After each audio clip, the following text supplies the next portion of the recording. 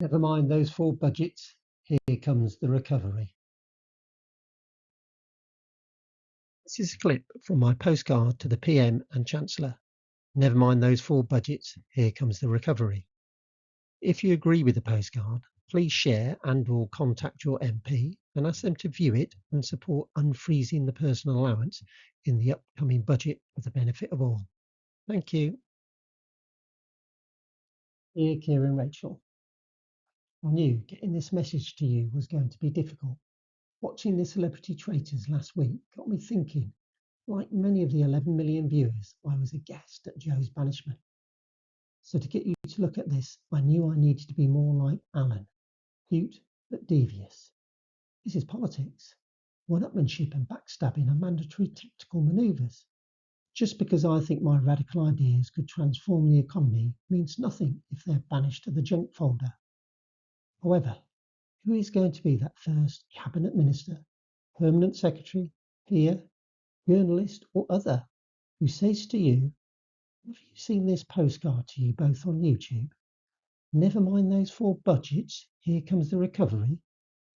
Whoever it might be, they will call into question your proposals for the 26th. Thank you, Paul.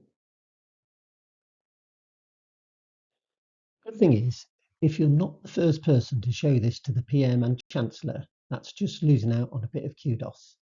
The main thing is, you are now one of the faithful who can see there is a way out of this black hole and you're not going to be a traitor to your country.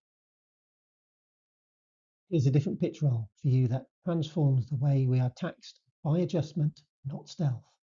Yes, there will be some marginal losers, but even they, I think, will welcome the big picture, blue sky thinking that will turn the economy around. It's about a real vision.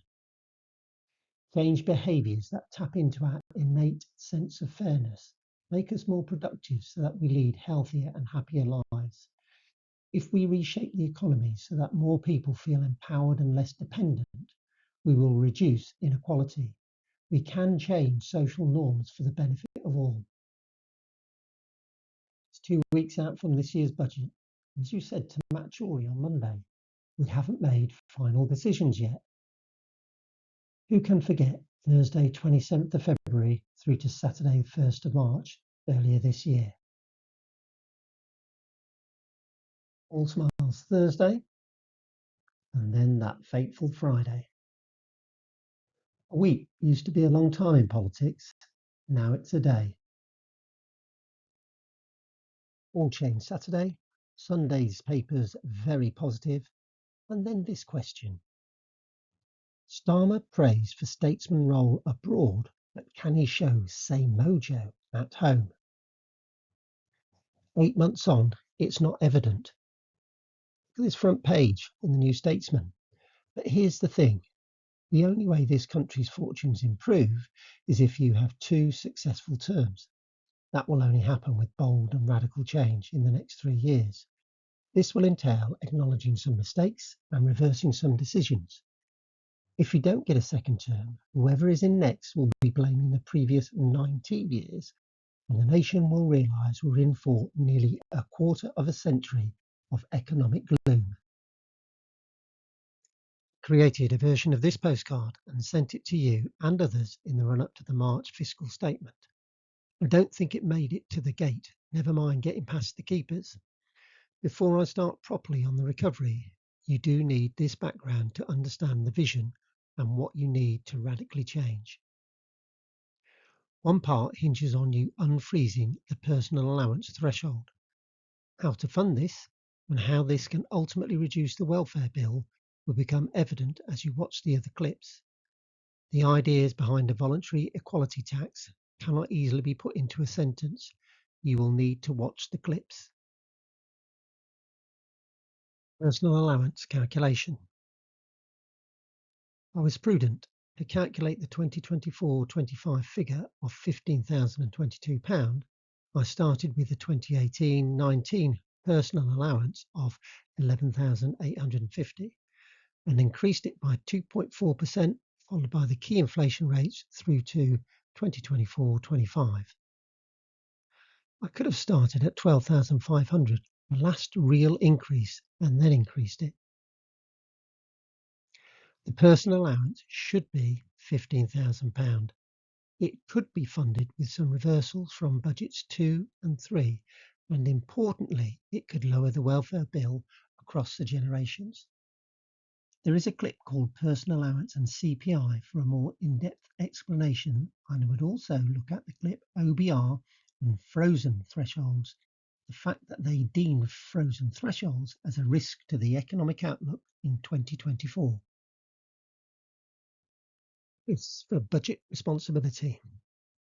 They're reports that come out each year on the economic and fiscal outlook, and the particular bit that I'm interested in here, the impact of frozen or reduced personal tax thresholds. Now 6-year freeze on the personal allowance takes its real value in 2027-28 back to its 2013-14 level. See my standalone clip OBR and frozen thresholds for more detail. 29.3 billion of tax receipts in 2027-28 are to be dominated by freezing the PA and the HRT.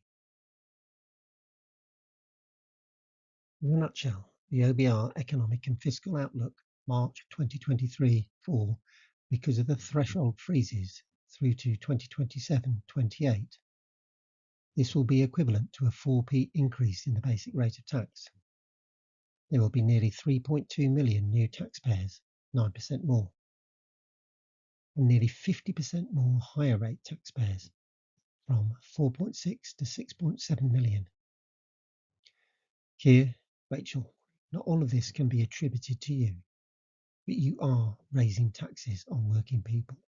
The miserly rise of just £70 in the personal allowance over a period of a decade will be one of your legacies.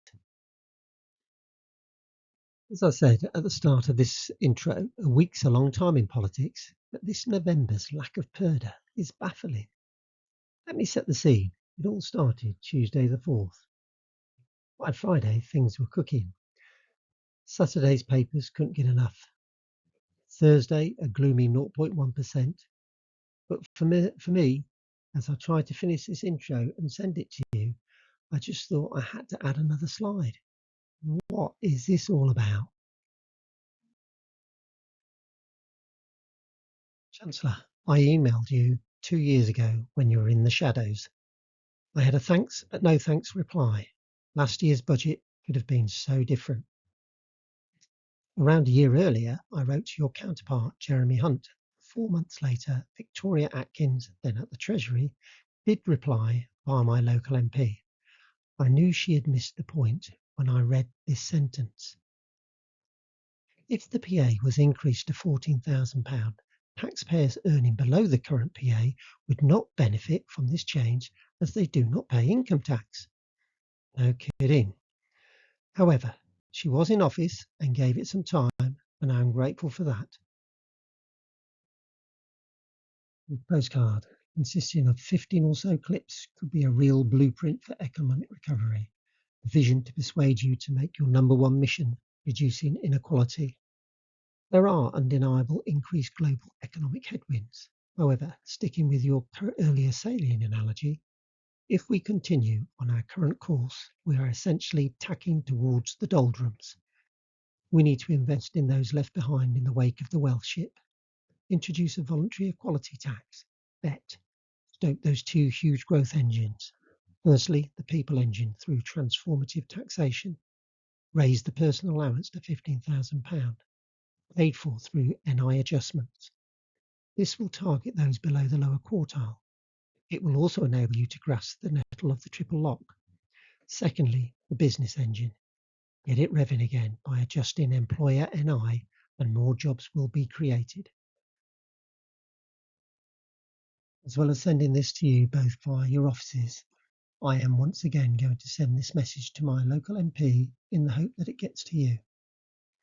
The protocols of only really being able to reach you through my constituency MP are archaic, so I am also going to endeavour to send it to every other Labour MP in the hope that it reaches you. If then you and the Prime Minister ignore it, don't worry.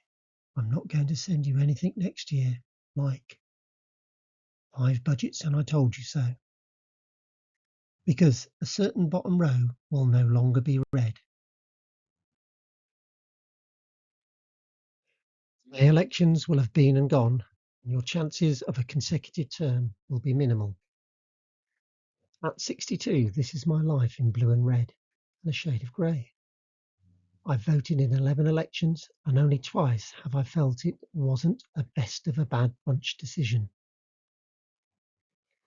For the sake of the country, I hope that you both take on board some of my ideas to reduce inequality for all the generations. If you do, I think there could be another red row. Clip 2 takes you through the 3 budgets preceding last October's. Clip 3 is my take on your October budget. Then clip 4 onwards is the road to recovery, learning from mistakes, getting the perception right, and sharing the vision. So clip 2, 4 budgets and no recovery. Currently, there is no Richard Curtis style happy ending. It's more Sergio Leone. Except none of these life-changing events were good, all were bad, and one was fiscally ugly. To make this postcard manageable, I've split it into clips. Their descriptions are on the channel. They will give you an insight into each. Rome wasn't built in a day, so you won't solve our ailing economy with a soundbite, deep headline, or a 2-minute keyboard warrior rant. This has been 3 years in the making. Blood, sweat and tears, as they say. Invest an hour and gain a vision. As you can see, a couple of the clips are still on their final edit. One is very much under construction, but the rest of them should all be up on the site within the next 24 hours.